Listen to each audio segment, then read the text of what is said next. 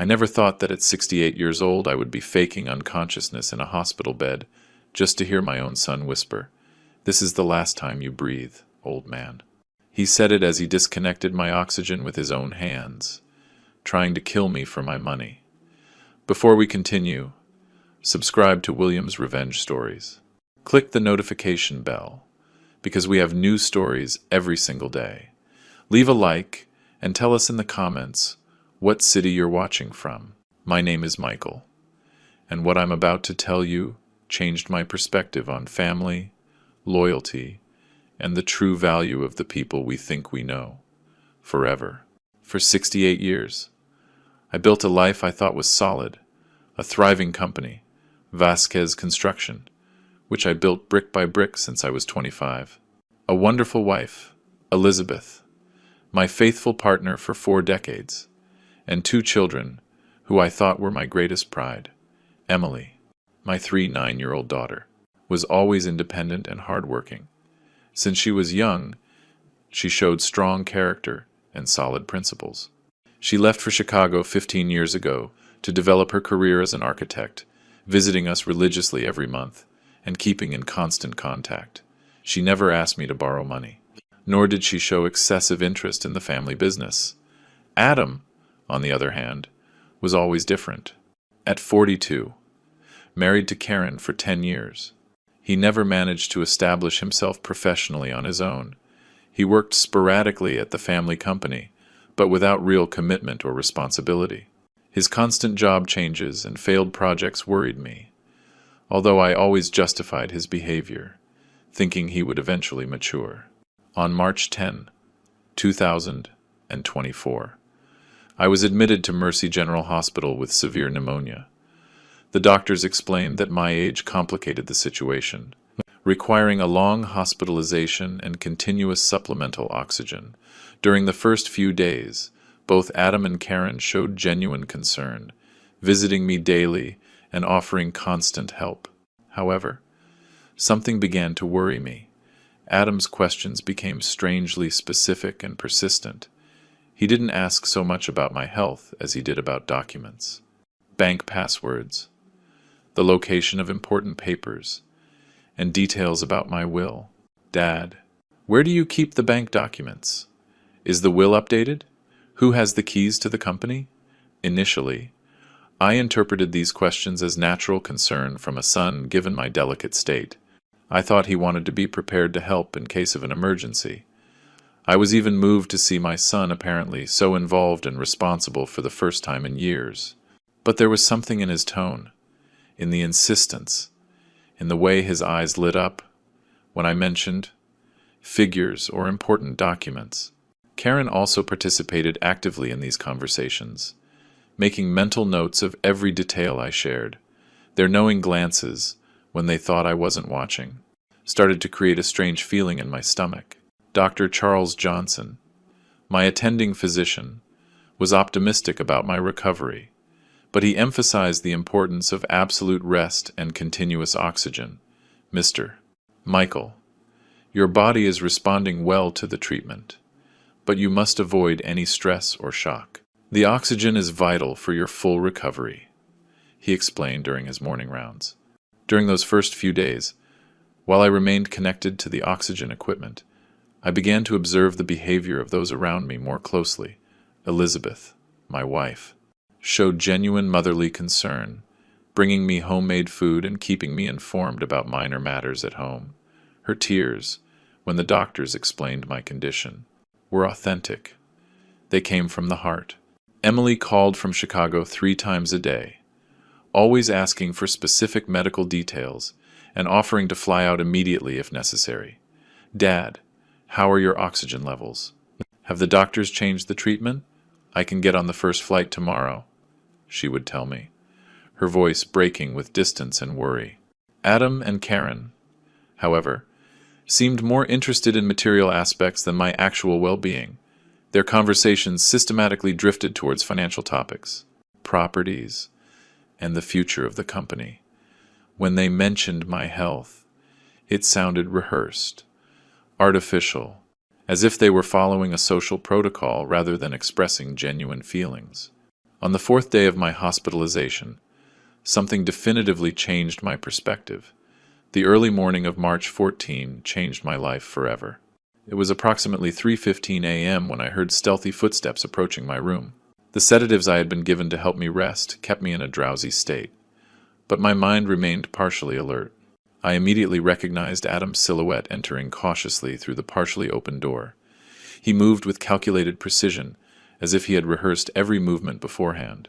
The dim light from the hallway cast unsettling shadows on his face, revealing an expression I had never seen on my son: cold, determined, completely devoid of any trace of filial love. My survival instinct activated instantly. Something in his behavior alerted me to an imminent danger. I decided to keep my eyes closed and control my breathing, pretending to be deeply sedated. It was a decision that would save my life. Adam slowly approached my bed, stopping next to the oxygen equipment that kept me stable. For several seconds he remained motionless, apparently checking that I was completely unconscious. I could feel his nervous breathing, the imperceptible tremor in his hands, the tension emanating from his entire body. What happened next surpassed my worst nightmares. With deliberate and calculated movements, he began to manipulate the oxygen tube connected to my nose. First, he slightly loosened the connection, as if testing the system's resistance. Then, with a determination that chilled my blood, he completely disconnected the oxygen supply. At that moment, leaning into my ear, he whispered the words that would be engraved in my memory forever. "This is the last time you breathe, old man. It's time for you to rest forever, and let us live in peace." The initial shock almost made me react involuntarily, but I managed to maintain absolute self-control. My heart was pounding wildly, but I continued to fake unconsciousness as I listened to every word that came from my own son's mouth. Karen was right. He continued speaking in a low voice, believing I couldn't hear him. "We've been waiting for years for you to decide to retire and transfer the company to us, but your stubbornness is ruining us. The banks won't wait any longer. Dad, we've taken on commitments thinking about the inheritance, and now we need immediate liquidity." His words revealed a macabre plan that left me completely devastated. It wasn't a momentary impulse or a desperate decision. It was a carefully elaborated plan between him and his wife to eliminate me and take possession of everything I had built over decades of honest work. Vasquez Construction is easily worth $2.5 million in the current market. He continued his sinister monologue.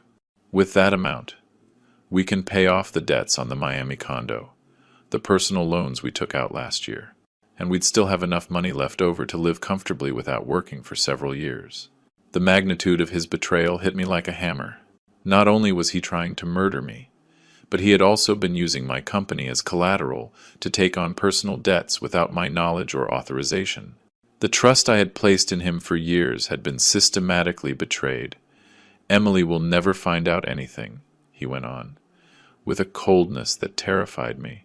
"She lives too far away and has always been disconnected from the family business. By the time she gets back from Chicago for the funeral, we will have already legalized the transfer of properties.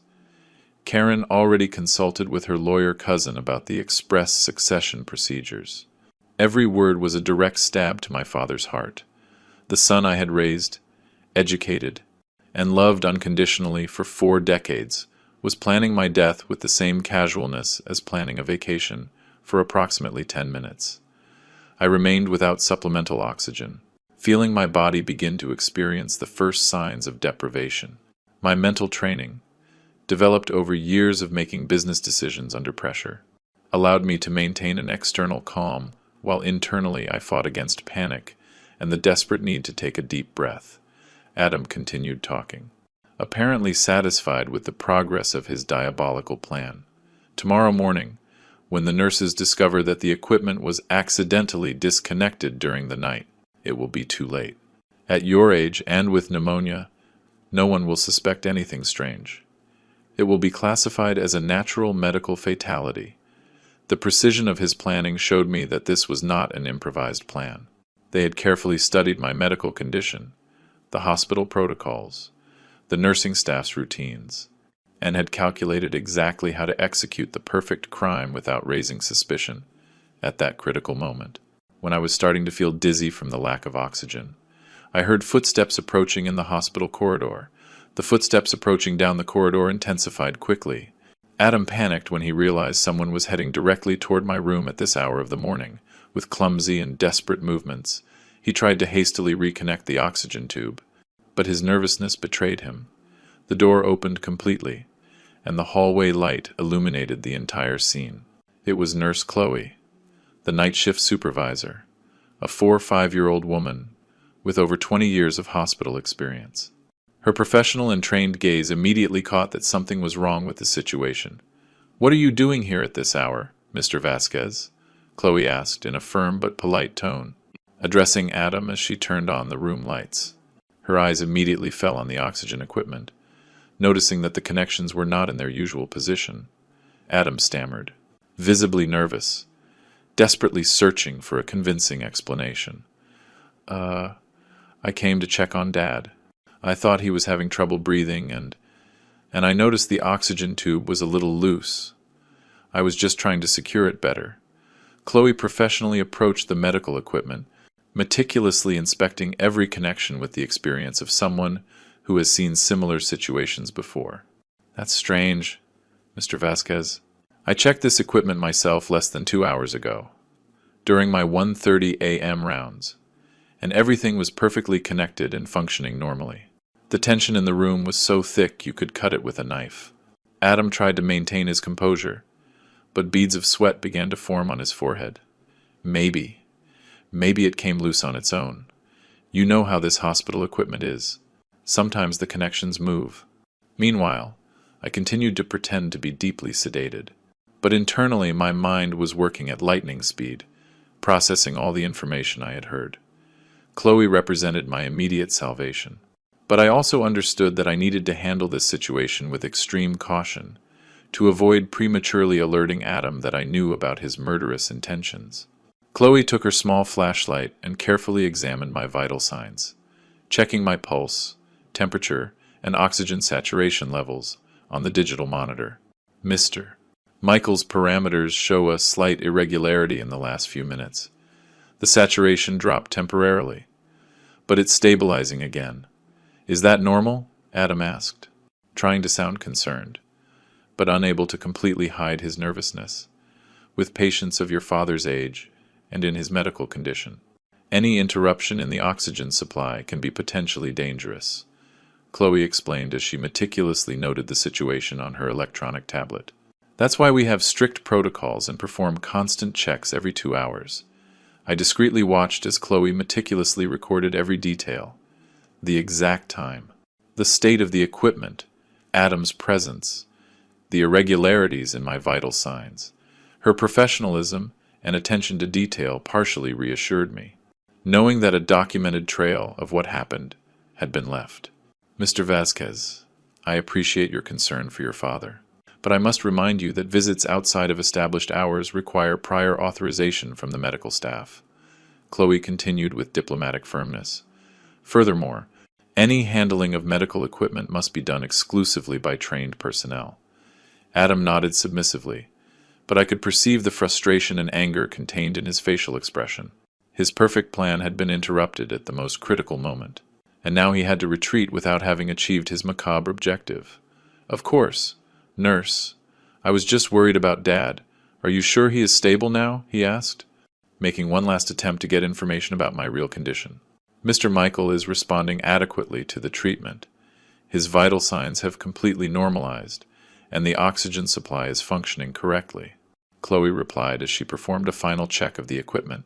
"I suggest you return during the established visiting hours from 10 a.m. to 11 p.m. After Adam left in a huff, Chloe remained in the room for several more minutes, conducting a complete review of all monitoring systems. Her professional experience had taught her to trust her instincts, and something about that whole situation hadn't seemed completely normal to her. Once she confirmed we were alone, I opened my eyes slightly and whispered very softly, "Nurse Chloe." She approached immediately, surprised that I was conscious. "Mr. Michael, how do you feel? Were you awake during your son's visit? I heard everything." I confessed in a barely audible voice. I need to make an urgent phone call, but no one can know. It's a matter of life or death. Chloe looked at me with a serious expression, processing the gravity implied in my words. Her hospital experience had taught her to recognize complicated family situations, and my tone of desperate urgency confirmed to her that something very serious was happening. "What do you need me to do, Mr. Michael?" she asked with professionalism and absolute discretion. "My cell phone is in the nightstand drawer. I need to call my lawyer, James Miller. It is essential that I speak with him immediately, before my son returns tomorrow." Chloe discreetly retrieved my phone and helped me make the call. It was 4:20 inches the morning. But James was a trusted friend of more than 20 years, and I knew he would answer a genuine emergency no matter the hour. "Michael, what's wrong? Are you okay?" James answered with a worried voice after the third ring. "James, I need to see you urgently at the hospital. It's a legal and personal emergency that I can't explain over the phone. Can you come right now?" "Of course, Michael. I'll be there in 40 minutes. Max. Do you need me to bring any specific documents?" "Bring everything related to my current will and the company's incorporation documents. We are going to make immediate and definitive changes." James arrived at the hospital at exactly 5:10 a.m., dressed in a formal suit and carrying his black leather briefcase. Chloe had discreetly coordinated his entry, presenting him to the security staff as a specialist medical consultant, who was coming to evaluate my case at the family's urgent request. The strategy worked perfectly. In hospitals like Mercy General, emergency medical consultations at any hour are completely normal, especially for elderly patients with respiratory complications. James had even brought a white doctor's coat that he used as a convincing disguise. "Michael, explain to me exactly what happened," James said, once Chloe left us alone, securing the door and keeping a discreet watch from the outside. I recounted every detail of the traumatic experience: Adam's stealthy entry, the deliberate disconnection of the oxygen, his confessions about prearranged plans with Karen, the debts incurred, using my company as collateral without authorization, and his calculated coldness in planning my murder as a financial solution. James listened with an increasingly grave expression, taking detailed notes in his legal pad. His experience as a lawyer specializing in family and probate law allowed him to immediately grasp the legal and personal implications of the entire situation. "Michael, this constitutes attempted premeditated murder," he explained with absolute seriousness. "But before taking any legal action, we must protect your assets immediately. If Adam has incurred debts using the company as collateral, they could seize assets at any time. That's exactly why I called you. James, I need to completely change my will this very morning. Adam must be totally excluded from any inheritance, and Emily must receive all my assets and the company." James opened his briefcase and took out several legal documents, along with his laptop. "I have your current will here, dated September 2021, where you established an equal distribution between Adam and Emily. Are you completely sure you want to remove him entirely?" "This decision will be irreversible." "Absolutely sure," I replied without any hesitation. "A son who tries to murder his own father for money doesn't deserve a single dollar of what I've built my entire life. Emily has always shown integrity, independence, and solid values. She will be the sole heir." Over the next hour, James meticulously drafted the new will with precise legal specifications. The document stated that Emily Vasquez would receive 100% of Vasquez Construction, all real estate properties, bank accounts, investments, and any assets of value belonging to my personal estate. Simultaneously, we included specific clauses that invalidated any debt or financial commitment incurred by Adam using my name, my company, or my properties as collateral. These legal protections were essential to prevent his creditors from claiming any part of my estate. "We also need to contact Elizabeth immediately to initiate a complete financial investigation," James suggested. "We must identify exactly what commitments Adam has made and with which banking entities or lenders. Elizabeth has access to all the household files and knows the location of important documents. She can review bank correspondence, contracts, and any paperwork Adam might have signed behind my back. I confirmed. We called Elizabeth from my phone. Although it was 6:30 inches the morning, she answered immediately, her concern for my health evident. "Michael, how are you feeling? Love? Did something get worse during the night?" she asked with genuine tenderness that contrasted dramatically with our son's murderous intentions. "Elizabeth, I need you to do something very important for me. Go to the home study immediately and check all the bank documents from the last 2 years. Look for any paper that has Adam's signature, especially loan contracts, guarantees, or collateral involving our properties. Something serious has happened. Michael, your voice sounds very tense," my wife perceived intuitively. "I'll explain the details when you come to the hospital, but it's crucial that you bring all the documentation you find. James is here with me, and we are handling an urgent legal matter related to the company. Elizabeth, always efficient and committed, confirmed that she would be at the hospital before 9 a.m. with all the requested documents. Her unconditional loyalty during 4 decades of marriage was a heartbreaking contrast to our son's betrayal. While we waited, James and I strategically planned the next steps.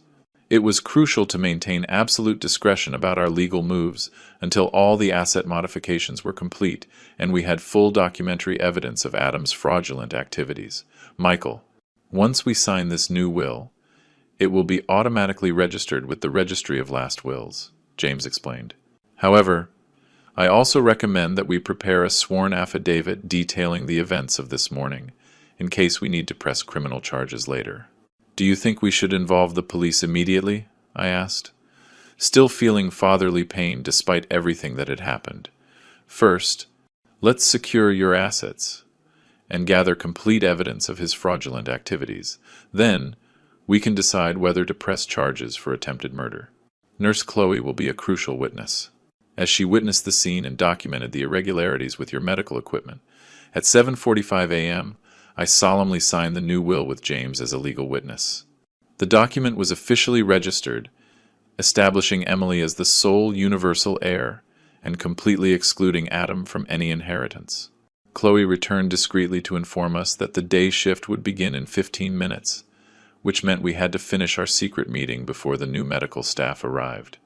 "James, this document must remain an absolute secret until we decide the appropriate time to reveal it," I instructed him as I placed a copy in my nightstand drawer, hidden among my personal belongings. "Completely understood. Michael, I will maintain total confidentiality until I receive specific instructions from you. Do you want me to contact Emily directly to inform her about the situation?" "Not yet. I prefer to handle that conversation personally when she comes to visit. Emily deserves to hear the truth directly from me, not through third parties." James left the hospital, maintaining his disguise as a medical consultant, carrying all the original legal documentation for safekeeping in his professional office.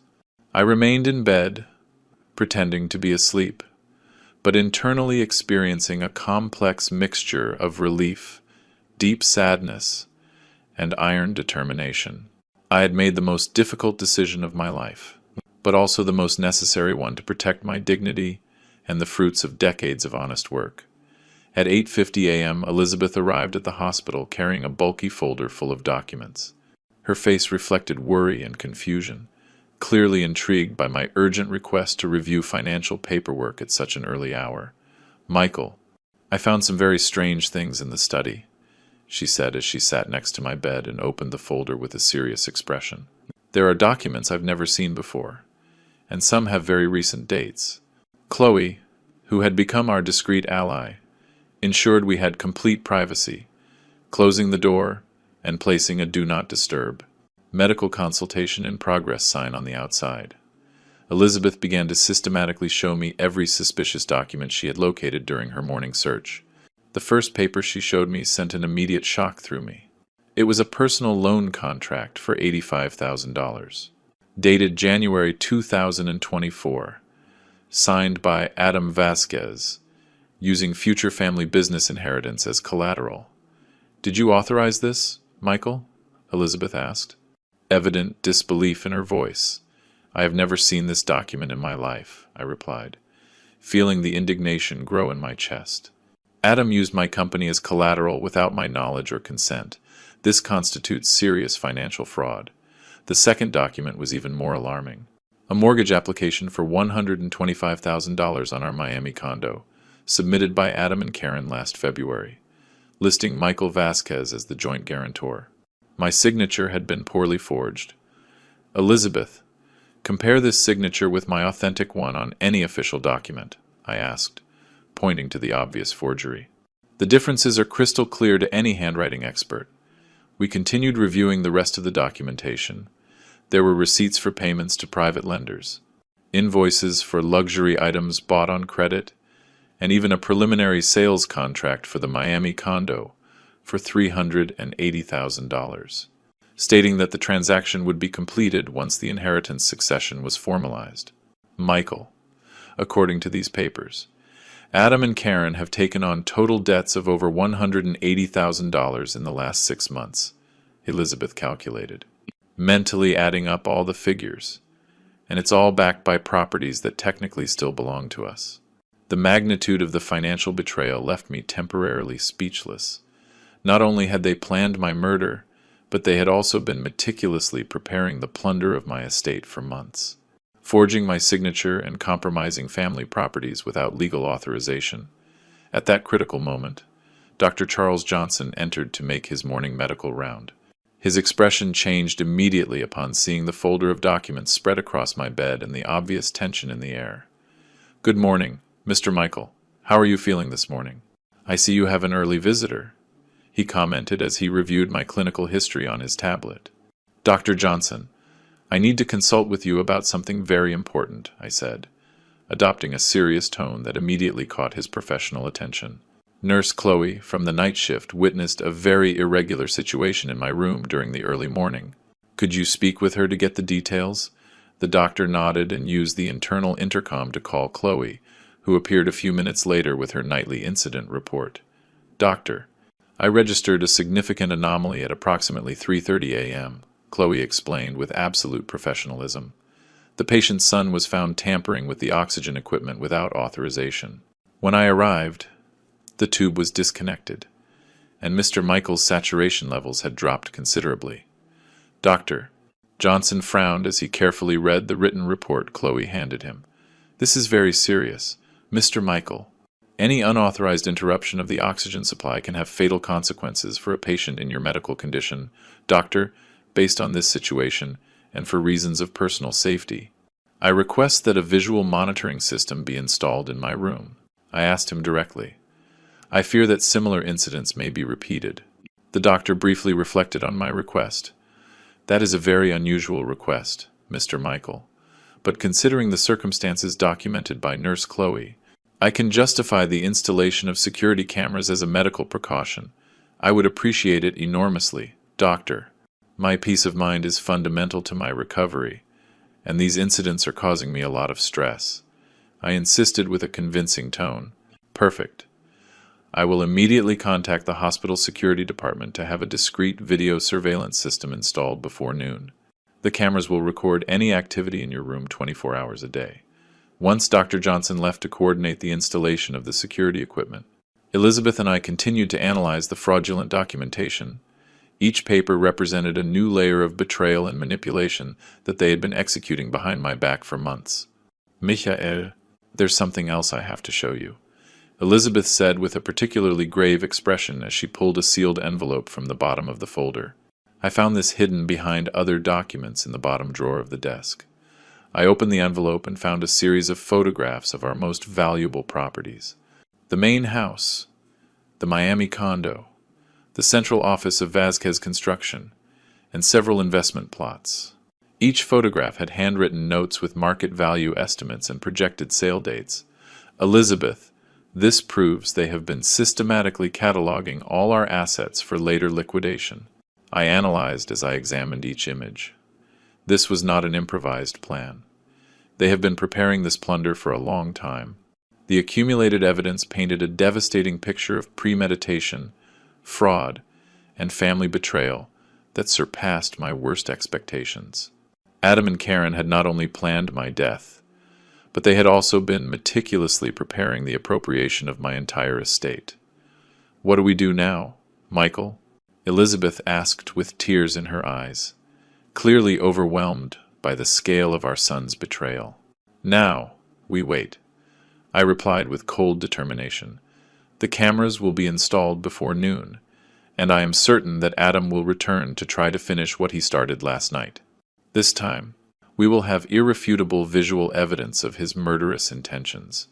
At 11:45 a.m., specialized technicians from the hospital security department finished discreetly installing 2 high-definition cameras in my room. One was strategically positioned to capture the entire area of the medical equipment, while the second offered a complete panoramic view of the room. The head of security, an experienced man named Robert Castle, personally explained the system's operation to me. "Mr. Michael, the cameras will record continuously in high resolution with ambient audio. Everything is automatically stored on our central servers, and you can also access the footage in real time from this discrete monitor." He showed me a small touchscreen installed next to my bed, camouflaged among the usual medical equipment. If you observe any suspicious situation, you can press this silent alert button, and security personnel will come immediately without making a sound. Elizabeth stayed by my side all morning, meticulously organizing all the documentary evidence we had compiled. We created a complete chronological file of every fraudulent transaction, every forged signature, and every financial commitment illegally made by Adam using my estate. "Michael, Emily called half an hour ago asking about your condition," Elizabeth informed me. "I told her you were stable, but that you preferred to rest today." "When do you plan to tell her this whole situation?" "After we get the definitive visual evidence of Adam's intentions," I replied with determination. "Emily deserves to know the whole truth. But I want to have irrefutable proof before shattering her image of her brother." During the early afternoon, several members of the medical staff made their usual rounds, all commenting positively on my progressive improvement. Ironically, while my physical health was recovering, my emotional world was collapsing due to family betrayal. At 2:30 p.m., Dr. Johnson arrived with encouraging medical news. "Mr. Michael, your oxygen levels have completely stabilized, and the lung infection is responding excellently to the antibiotics. If we continue with this positive evolution, I could consider discharging you from the hospital within a week." "Doctor, would it be possible to maintain my appearance of frailty for a few more days?" I asked, with a request that clearly surprised him. "For personal reasons that I prefer not to detail, I need any visitor to perceive me as weak and vulnerable." The doctor observed me with professional curiosity, but respected my privacy. "I can adjust the medication to maintain some apparent drowsiness, and we can continue with the supplemental oxygen, even if it's no longer strictly necessary." "Is this related to the security system we installed?" "Exactly, doctor. I appreciate your understanding and absolute discretion," I confirmed, feeling relieved to have a medical ally who understood the gravity of my situation without asking unnecessary questions. Elizabeth temporarily went home to prepare food and bring clean clothes, but before she left, we arranged discreet signals to communicate during critical moments. If something serious happened, she would return immediately. March 16 dawned with a palpable tension in the air. I had slept restlessly, mentally anticipating the possible scenarios that would unfold during the day. The cameras had recorded a quiet night, but my instinct told me that Adam would return soon to complete his macabre plan. At 10:15 a.m., exactly as I had anticipated, Adam appeared at the door of my room. He was carrying fresh flowers and an expression of feigned concern that I could now clearly identify as a calculated performance. "Good morning, Dad. How are you feeling today?" he asked, as he placed the flowers in a vase by the window. His behavior seemed completely normal to any outside observer. I kept my eyes half closed and breathed with apparent difficulty, pretending to be weaker than I really was. "Adam, I feel very tired today," I murmured in a barely audible voice. "Don't worry, Dad. The doctors say your recovery is going very well. You just need to rest, and you'll be home with us soon," he replied. sitting next to my bed with false tenderness. For the next 20 minutes, we held a superficial conversation about everyday topics. Adam asked about my appetite, my pain levels, and my expectations for recovery. Everything sounded perfectly normal, like any conversation between a father and son during a hospitalization. However, I was discreetly observing his every move, waiting for the moment he would reveal his true intentions. The cameras were silently recording every word, every gesture, every facial expression that would later serve as irrefutable legal evidence. At 11:30 a.m., Adam got up and walked to the window, seemingly admiring the view from the hospital. "Dad, there's something I need to discuss with you when you feel more energetic," he said, without turning towards me. "What do you need, son?" I asked, maintaining my performance of extreme weakness. "It's about the company. Dad, Karen and I have been thinking that maybe you should consider gradually transferring management to the next generation. You're already 68, and this medical scare has made us reflect on the future." His words confirmed exactly what I had heard during his nighttime confession 2 days earlier. He was initiating the conversation that would eventually lead him to reveal his criminal plans on camera. "Adam, I still don't feel prepared for those important decisions," I responded weakly, giving him rope to continue developing his strategy. "I understand perfectly, Dad. But think about it, Vasquez Construction could be worth more than $2 million if we decide to sell it at the right time. With that amount, you and Mom could live comfortably without financial worries for the rest of your lives." The greed in his voice became more and more evident as he described his plans to liquidate my estate. I continued to pretend to be too weak to fully process his suggestions, which encouraged him to be more specific and direct in his proposals. "Besides, Dad, Emily lives in Chicago and clearly has no interest in the family business. It would be more practical for Karen and me to take care of all the administrative and legal aspects," he added as he returned to sit next to my bed. It was exactly the opening I had been waiting for. "Adam, I think I need to rest a little more," I murmured, closing my eyes completely and relaxing my whole body to simulate that I had fallen into a deep sleep due to exhaustion. My performance worked perfectly.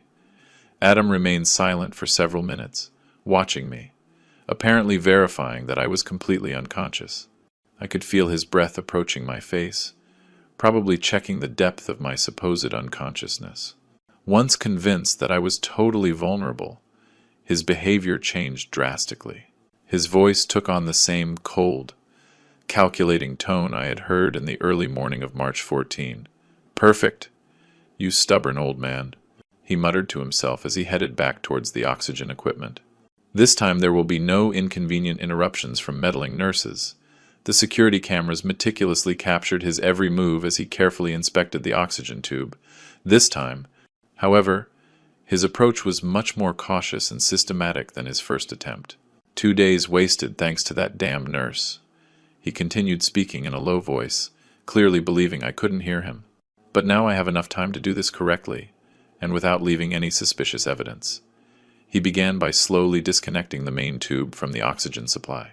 But this time he also manipulated the monitor controls so that the alarms would not activate immediately. His technical knowledge surprised me and made me realize that he had carefully studied the functioning of the medical equipment. Karen was right when she said we needed a more sophisticated plan, he confessed as he continued to manipulate the monitoring systems. "The $180,000 we owe can't wait any longer. The private lenders will start seizing properties next week if we don't make the full payment." His words confirmed the exact figures that Elizabeth and I had calculated based on the fraudulent documentation found at home. But now I was hearing directly from his mouth confirmation that they had used illegal lenders, which complicated the financial situation even further. "Vasquez Construction can easily be sold for $2.3 million, according to the appraisals we did last month." He continued his confession as he verified that the oxygen had completely stopped flowing.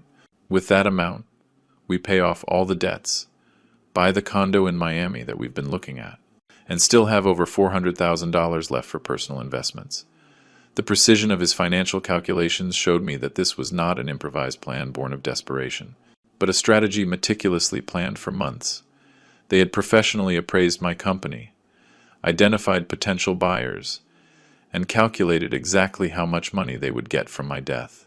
Emily will never suspect anything strange, he continued, as he made sure there was no physical evidence of tampering on the equipment. She lives too far away and barely visits New York twice a year. By the time she comes for the funeral, we will have already completed all the legal transactions. At that moment, my outrage reached levels I had never experienced in 68 years of life. Not only was I hearing the details of my own murder, but I also knew their plans to deceive Emily and steal her rightful inheritance. Karen's lawyer cousin has already prepared all the express succession documents, he added with evident satisfaction in his voice. In this state, when there's no specific recent will, the children automatically inherit in equal parts. Emily will get her share, of course, but we will control the sale and administration of all the assets. His ignorance of my new will gave me an additional strategic advantage. Adam and Karen had based their entire plan on the assumption that my 2021 will was still valid, never imagining that I had completely modified my testamentary provisions just 2 days earlier. For approximately 12 minutes, I remained without supplemental oxygen, while Adam meticulously arranged the scene to make it look like a natural, technical failure of the medical equipment. His previous experience on March 14 had taught him exactly what adjustments to make to avoid immediate alarms. This time, when the nurses discover the equipment malfunction, it will be too late to revive you, he murmured with sinister satisfaction. At your age and with pneumonia, oxygen deprivation for 15 minutes will be definitively fatal at that critical moment. When I was beginning to feel the first real symptoms of oxygen deprivation, I decided I had obtained enough incriminating evidence. It was time to execute the final phase of my strategy. I discreetly pressed the silent alert button that Robert Castle had installed next to my bed. The system would immediately send a signal to the Security Control Center, and specialized personnel would head to my room in less than 2 minutes. Simultaneously, I slowly opened my eyes and partially sat up in bed, pretending to gradually wake up from my deep sleep.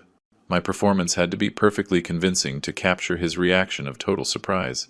"Adam, what are you doing with my oxygen?" I asked in a weak but clearly audible voice, simulating confusion and disorientation from having woken up unexpectedly. His face instantly transformed into a mask of absolute terror. His eyes bulged, his skin turned dramatically pale, and his hands began to tremble uncontrollably. I had never seen a human being experience such a level of shock and panic. "Dad, I was just—" The tube looked like it was badly connected. He stammered desperately as he tried to quickly reconnect the oxygen supply with clumsy, nervous movements. "Adam, I heard everything you said," I declared, my voice gradually regaining its natural strength and authority. "Every word about the $180,000 in debt, the plans to sell my company for $2.3 million, and your intentions to murder me to collect the inheritance." His legs began to fail him, and he had to lean against the wall to keep from falling. His mouth opened and closed without producing any sound, like a fish out of water gasping for breath. At that exact moment, the door opened, and 3 security guards entered the room discreetly, followed by Chloe and Dr. Johnson, who had been automatically alerted by the emergency system. "Gentlemen, everything that just happened has been recorded by our security cameras," Robert Castle announced as he showed his tablet with the real-time images. "We have complete visual evidence of unauthorized tampering with medical equipment and explicit confessions of criminal intentions." Adam completely collapsed into a chair, covering his face with his hands as he sobbed uncontrollably. "Please, don't call the police yet." Adam sobbed between desperate tears. "Dad, I can explain everything. Things got really complicated, and we didn't know what to do. I never really wanted to hurt you." His pathetic display caused a mixture of contempt and pity in me that I never thought I would experience towards my own son. After hearing his detailed confessions about murder plans, he was now trying to minimize the severity of his criminal acts. "Robert, please play the full recording so that everyone present can hear exactly what my son confessed while he believed I was unconscious," I requested, maintaining a firm and controlled tone. Robert Castle connected his tablet to the large monitor in the room and played the entire recorded sequence from the moment Adam had begun tampering with the oxygen equipment.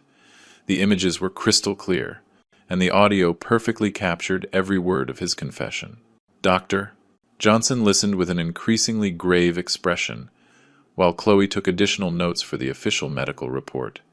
The security guards remained in strategic positions, ready to act if the situation became more tense. "Mr. Michael, according to these recordings, your son not only deliberately attempted to interrupt your oxygen supply, but also explicitly confessed intentions to cause your death for financial gain," Robert declared with absolute professionalism. "Dad, please forgive me," Adam implored, kneeling by my bed. "We're desperate because of the debts. The lenders threatened to hurt us physically if we don't pay this week. We couldn't find any other solution. Adam, incurring $180,000 in debt using my company and my properties as collateral without my authorization already constitutes serious financial fraud." I responded with absolute coldness. "But planning my murder as a solution to your financial problems crosses every imaginable line." At that moment, James Miller appeared at the doorway. I had called him discreetly the night before, and we had agreed that he would arrive at exactly this time with all the legal documents necessary for the final confrontation. "Good morning, Michael. I see the situation has developed as we anticipated," James said as he entered, carrying his leather briefcase and observing the scene with a serious but controlled expression. Adam immediately recognized our family lawyer, and his face turned even paler, intuitively understanding that James's presence meant additional legal complications for him. "James, please show Adam the document we officially registered on March 15, 2024. I requested directly, without preamble or unnecessary explanations." James took a folder from his briefcase and handed a certified copy of the new will to Adam, who received it with trembling hands. His eyes quickly scanned the document, his expression shifting from initial shock to absolute horror. This can't be real," he murmured, reading the clauses that completely excluded him from any inheritance. "Dad, you can't do this. I'm your son. You were my son, until the moment you decided to become my potential murderer," I retorted with a firmness that surprised even those who knew me well.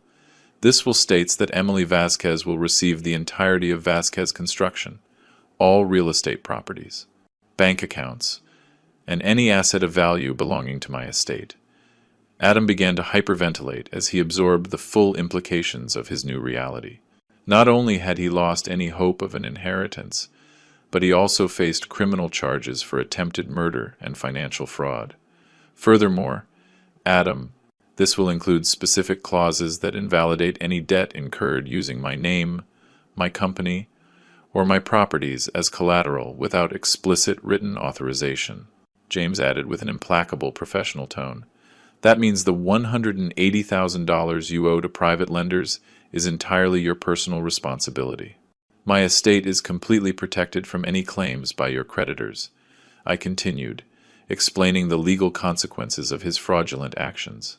Karen chose that exact moment to make her dramatic entrance into the room, apparently alerted by someone about the critical situation unfolding. Her face reflected a mixture of fury and desperation that made her seem completely unhinged. "What is going on here?" she shouted, aggressively addressing me. "Why are there security guards? And why is Adam crying?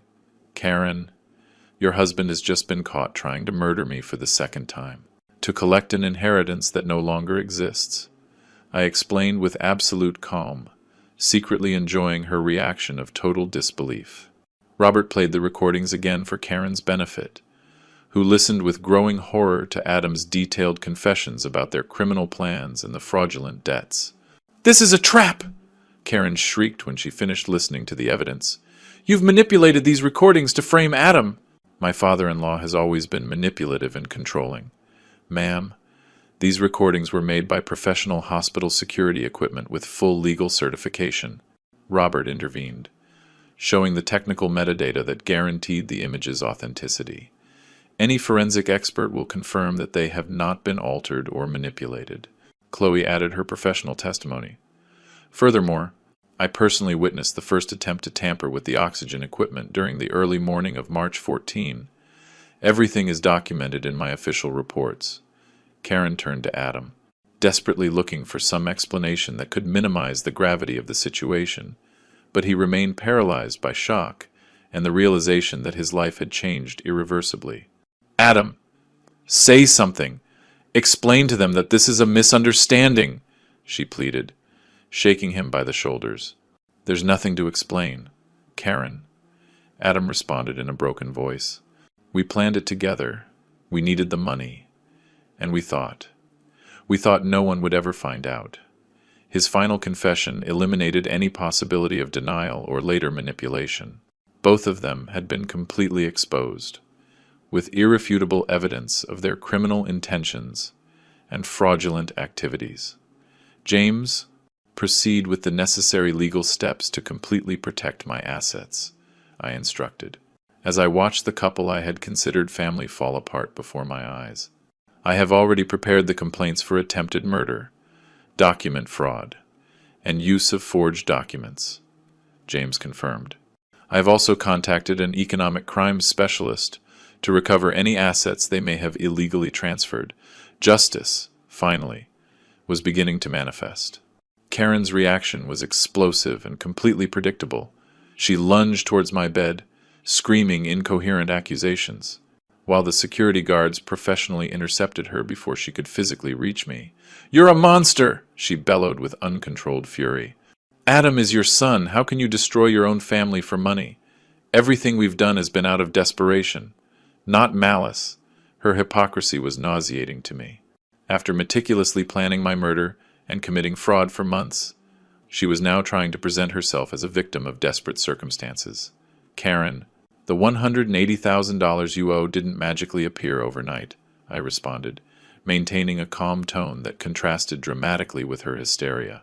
You consciously took out loans, forged my signature, and used my properties as collateral without authorization. That requires deliberate planning, not impulsive desperation. James intervened, showing the complete folder of fraudulent documentation that Elizabeth had compiled. Mrs. Vasquez, we have evidence of at least 15 separate financial transactions made over the last 8 months, using Mr. Michael's estate as unauthorized backing. Karen's eyes darted to the documents with an expression of growing desperation. She knew perfectly well that each paper represented additional incriminating evidence that would further complicate her legal situation. Furthermore, James continued relentlessly, we have located photographs of family properties with handwritten notations of market valuations and projected sale dates, all in your husband's own handwriting. Adam finally lifted his head, his eyes red from crying, and looked directly at Karen. We can't deny anything anymore, Karen. It's all documented and recorded. We've completely lost. Shut up, Adam, his wife screamed at him. Don't say anything else without a lawyer present. It was too late for legal defense strategies. The evidence was overwhelmingly clear, and the recorded confessions eliminated any possibility of arguing innocence or mitigating circumstances. At that moment of maximum tension, Emily suddenly appeared in the doorway. She had taken the first flight from Chicago after Elizabeth called her that morning, partially explaining the gravity of the family situation. Dad, what is happening here? Emily asked with a confused expression as she took in the scene. Security guards, lawyers, recording equipment, and her family members in a state of total emotional collapse. Emily, sit down, please.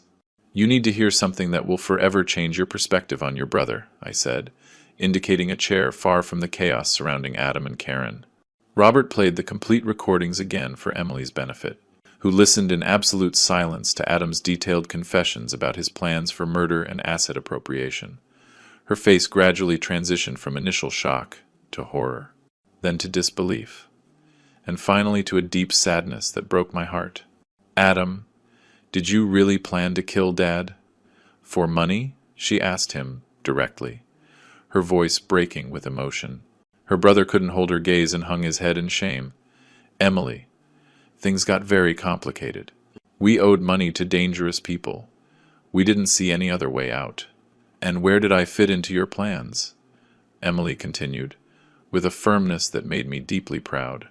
According to what I heard on those recordings, you planned to deceive me about the circumstances of Dad's death and manipulate the inheritance. Karen tried to interrupt with more desperate justifications, but Emily silenced her with an authoritative gesture that demonstrated the strong character I had always admired in her. I don't want to hear explanations from you, Karen. You were involved in a plan to murder my father. There is no possible justification for that, Emily declared, with an emotional maturity that far exceeded that of people much older. Emily, your father changed his will to completely exclude Adam and leave you as the sole universal heir, James informed her, handing her a copy of the legal document. Emily carefully read the will with a serious expression, mentally processing the implications of the decisions I had made over the last few days. Dad, I completely understand why you made this decision, she finally said, as she approached my bed and took my hand with genuine tenderness.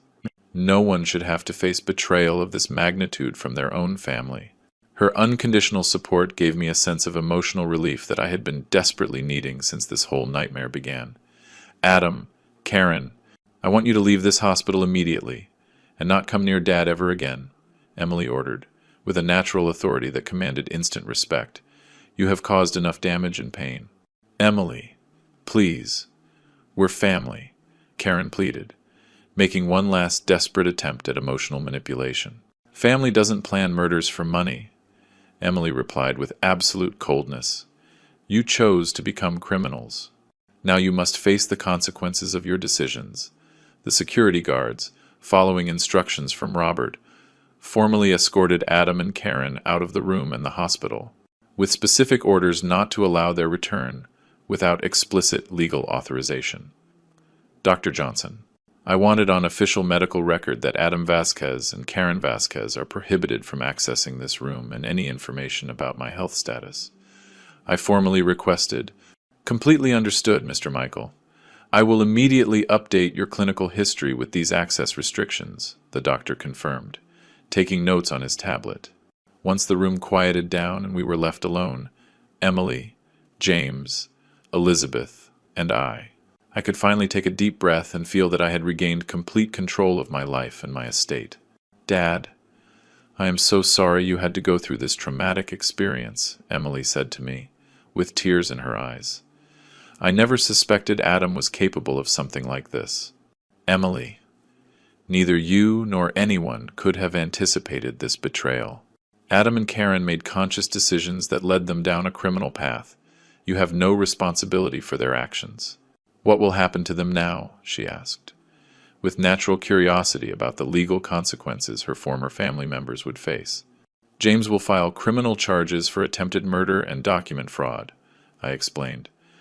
Furthermore, their private creditors will begin seizure proceedings when they discover they won't have access to my estate to settle their debts. Justice, finally, would take its natural course. 3 weeks later, on April 8th, I was discharged from the hospital fully recovered. The pneumonia had been successfully overcome, and ironically, all the emotional stress of the family betrayal had not negatively affected my physical recovery. Emily had remained in New York during that entire period, working remotely from Chicago and coordinating with James on all legal aspects related to the asset transfer and the judicial proceedings against Adam and Karen. Dad, I've been reviewing all the accounting books for Vasquez Construction in detail, Emily informed me as she organized documents on the dining room table of our family home. The company is in excellent financial shape, but I think we should consider diversifying the investments to better protect the assets. Her professional ability and strategic vision impressed me deeply.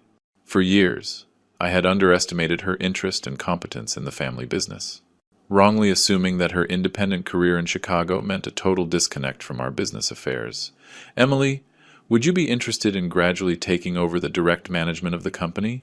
I asked her directly, feeling genuine curiosity about her future professional aspirations. Honestly, Dad, I think it would be more beneficial to sell Vasquez Construction to serious buyers and reinvest the capital in more modern, diversified sectors, she replied, with a business perspective that surprised me with its maturity and foresight. Her suggestion made solid economic sense. At 68, I no longer had the energy or the motivation to continue actively managing a construction company, especially after discovering that my planned heir had been illegally using the company to secure fraudulent loans. "Have you identified potential buyers?" I asked, interested in exploring that possibility. James connected me with 3 investment groups specializing in acquisitions of established construction companies. According to preliminary valuations, Vasquez Construction could be sold for approximately $2.4 million, considering our project history, stable clients, and real estate assets. The figure coincided almost exactly with the estimates Adam had mentioned during his recorded confessions, which added a bitter irony to the whole situation. He had correctly calculated the company's market value, but he would never receive a single dollar from that transaction during those weeks of recovery. James kept us informed about the development of the legal proceedings against Adam and Karen. The charges for attempted murder had been formally filed with the district attorney's office, supported by irrefutable video evidence and professional testimonies from the hospital staff. Michael, in addition to the criminal charges, we have initiated civil actions to recover any assets they may have transferred using falsified documents, James explained during one of his weekly visits. Although we probably won't recover much money, it's important to set legal precedents that protect your estate. "Have they tried to contact you directly or through intermediaries?" I asked, curious about their reactions to facing the real consequences of their criminal actions. Karen called my office several times trying to negotiate some kind of out-of-court settlement, but I explained clearly that there is no possibility of negotiation. "The criminal charges will follow their normal legal course," he replied with absolute professional firmness. Elizabeth, who had remained surprisingly strong throughout the entire family crisis, began to show signs of relief and personal renewal. The confirmation that Emily was completely trustworthy and loyal had eased her worries about the future of our family estate. "Michael, I think we should take advantage of this new stage of our lives to do things we had always postponed," she suggested one afternoon while preparing tea in the kitchen. "We have our health, we have financial resources, and now we have the peace of mind of knowing that Emily will responsibly take care of everything." Her suggestion made me reflect on opportunities I had been ignoring for years due to business obligations and family responsibilities that now turned out to have been misdirected. "What do you have in mind, Elizabeth?" I asked, feeling genuine curiosity about her personal aspirations. We always talked about traveling extensively through Europe, visiting museums, getting to know different cultures, but we never found the right time. Now we could plan long trips without financial worries or urgent business commitments. The idea was enormously appealing to me. For decades, I had postponed personal experiences in favor of professional and family obligations, many of which I now understood had been poorly directed emotional investments. Emily enthusiastically supported the suggestion of their travels. "Dad, Mom, you should definitely take this opportunity. I can coordinate the sale of the company and handle all the legal aspects with James. You deserve to enjoy this new stage without administrative worries." Over the following weeks, we began to seriously plan a series of extensive trips that would allow us to explore destinations we had always wanted to see. Emily coordinated with travel agencies specializing in trips for seniors, ensuring we had comfortable but exciting itineraries. On May 15, Emily presented me with a formal offer to purchase Vasquez Construction for $2.35 million, submitted by a Catalan investment group with an excellent reputation and solid business references. "Dad, I've thoroughly reviewed their financial background and business references. They are completely reliable and offer very favorable payment terms, 40% at the time of signing the contract, and the remaining balance in 6 monthly installments with minimal interest. Emily, proceed with the sale. I trust your professional judgment and your ability to handle this transaction completely," I confirmed, feeling total peace of mind about delegating this responsibility into competent and loyal hands. Meanwhile, news about Adam and Karen reached us sporadically through mutual acquaintances. Their financial situation had deteriorated dramatically after the private lenders discovered they would not have access to my estate to recover their loans. "Michael, according to reports I received from contacts in the financial sector.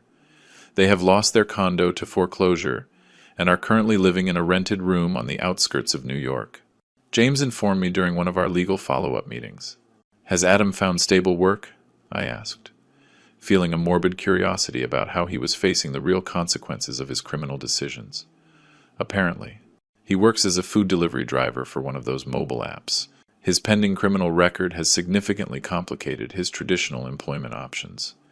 The poetic justice of his situation didn't give me personal satisfaction, but it did confirm that decisions have real and proportional consequences. Adam had consciously chosen the path of betrayal and crime, and now he was directly experiencing the results of those choices. On June 1, we officially signed the sale of Vasquez Construction, thus completing my definitive transition into full retirement, and freeing me from any business responsibility that tied me to New York. On December 3, 2024, as the plane took off from the New York airport bound for Rome, I felt an emotional release I hadn't experienced in decades. Emily was sitting by the window, reviewing our 2-year travel itinerary, which included 15 different countries across Europe, Asia, and America. Dad, our first destination will be Rome for 2 weeks, then Florence, then Paris, and in January we'll be in Switzerland for skiing, she explained with genuine enthusiasm, showing the hotel reservations on her tablet. During the 8 months since my release from the hospital, my life had undergone a complete transformation that exceeded my most optimistic expectations. The sale of Vasquez Construction for $2.35 million had provided absolute financial security for the rest of our lives, and more importantly, it had eliminated any material connection to the betrayals of the past. Emily had proven to be an exceptional manager of our resources, intelligently diversifying investments and establishing reserve funds that guaranteed stable passive income for decades. Her professional competence had far surpassed my initial expectations. Emily, I want to thank you for having handled the entire business and legal transition so professionally. I told her sincerely as the plane reached cruising altitude. Without your support and competence, I would never have managed to resolve this family crisis so successfully. Dad, I always knew that one day we would have to face difficult situations as a family, but I never imagined they would be so extreme, she replied with mature reflection. The important thing is that you discovered the truth before it was too late to protect yourself. During the first few months after the hospital, Emily and I had developed a much deeper and more authentic father-daughter relationship than we had maintained for years. Her unconditional support during the crisis had revealed personal qualities that I had underestimated due to geographical distance and our sporadic interactions. The legal proceedings against Adam and Karen had followed their natural legal course. In October, both had been convicted of document fraud and attempted murder. Adam received a 4-year prison sentence, while Karen was sentenced to 3 years for criminal complicity. James informed me last week that the judicial seizures recovered approximately $35,000 in assets they had acquired with fraudulent loans. Emily had told me during our travel preparations, it's not a significant amount, but it sets important legal precedents. Justice had prevailed completely. Although the emotional consequences of the whole experience would stay with me permanently, I had lost a son. But I had gained a deep understanding of authentic loyalty and the true value of honest family relationships. During our flight to Rome, I reflected on the fundamental changes in my perspective on family, money, and life's purpose. Adam's betrayal had been devastating, but it had also been a catalyst for discovering personal strengths I didn't know I had, and for genuinely valuing the people who deserved my trust and affection. Dad, do you ever regret the decisions you made regarding Adam? Emily asked me, with genuine curiosity about my internal emotional processes. Emily, the decisions I made were the only ones possible to protect my dignity and my literal survival, I replied with absolute conviction. Adam consciously chose to become my enemy when he planned my murder. I simply responded appropriately to that threat. Do you think he will ever try to contact you again? She continued asking. From prison, he has sent several letters through intermediaries, but they have all been intercepted by James according to my specific instructions. I explained. I have no interest whatsoever in reading apologies or justifications from someone who tried to murder me for money. Emily nodded understandingly.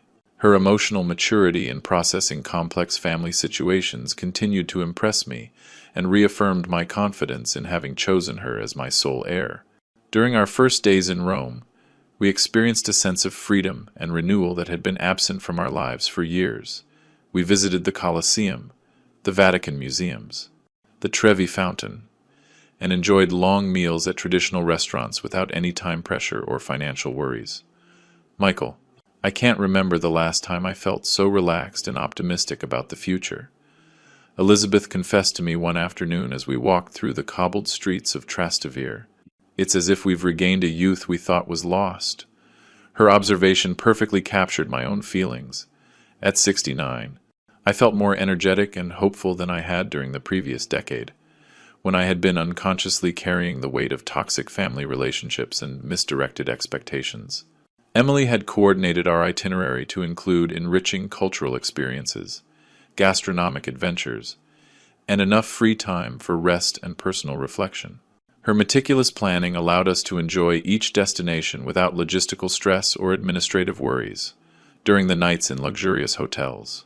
I frequently reflected on the dramatic contrast between my current situation and what my fate would have been if Adam had successfully executed his murderous plan. Instead of enjoying world travels with people who genuinely loved me, I would have been dead, and my estate would have been plundered by criminals who faked my paternal trust. Dad, I think this traumatic experience, although painful, finally freed you from family obligations that had been limiting you for years. Emily observed during a dinner at a restaurant overlooking the Roman Pantheon. Her perspective was profoundly accurate. For decades, I had been investing emotional energy and financial resources in relationships that turned out to be fundamentally false, while underestimating authentic connections that deserved greater attention and cultivation. Emily, my only regret is not having recognized your genuine loyalty sooner, and having allowed Adam to monopolize so much of my attention for years. I confessed honestly. The important thing is that now we have unlimited time to strengthen our relationship and create positive memories together, she replied, with an emotional wisdom that moved me deeply. As we planned our future destinations for the next 2 years, I felt a deep gratitude towards life for giving me a second chance to experience authentic happiness and family relationships based on genuine love instead of financial expectations. Adam's betrayal, paradoxically, had been the most valuable gift I could have received. My own liberation towards a full, authentic life, surrounded only by people who deserved my trust and affection. At 69 years old, I had finally begun to truly live. If you like this story, give the video a like, subscribe to the channel, and share your impressions in the comments. To hear the next story, click on the box on the left. Thanks for watching.